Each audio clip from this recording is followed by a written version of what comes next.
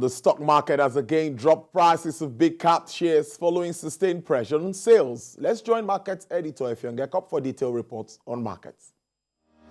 Second day in the week, market comes downward on the back of stock sales for profit taking by investors. Weakness in the larger economy has pushed stockholders to go for massive sales to take cash for immediate expenses. The trade index got down by 0.17% following sales pressure. Many of the big banks had their stock prices cut by negative trades that affected them. Manufacturing companies, including the Dangote Sugar and cement company WAPCO, were equally down.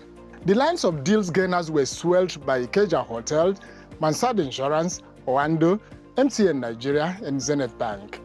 The trade volume was average with 280 million units of shares valued at about 4 billion naira. Effiong Gekop, TVC News, Lagos. Asian stock markets were pinned near one-month lows today as China cut short-term loan rates and reversed repo rates, with investors awaiting shopping and industrial output data for more news on the slowing of the world's second biggest economy. MSCI's broadest index of Asian Pacific shares outside Japan fell 0.2%.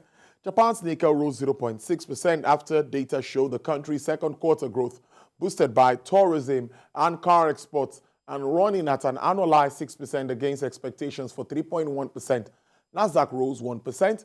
Nasdaq 100 futures were up 0.2% in Asian session. The S&P 500 rose 0.6% overnight, and futures rose 0.1% in Asia. Entrepreneurship has been recognized as a crucial untapped source of economic growth. Discussants made the submission during an armchair panel discussion on how to eliminate barriers that prevent female entrepreneurs from building stronger network. Ifunanya Eze reports.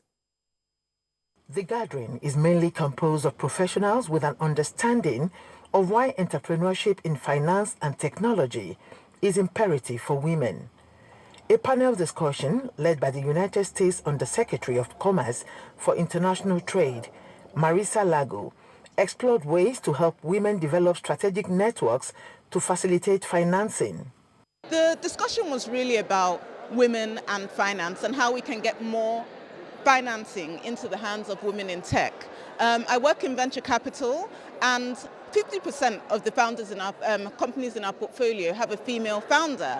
But in the general statistics, only 2% or 3% of total venture capital goes to women. Why is it that 97% is going to men or mixed teams and only 3% going to companies with female founders only?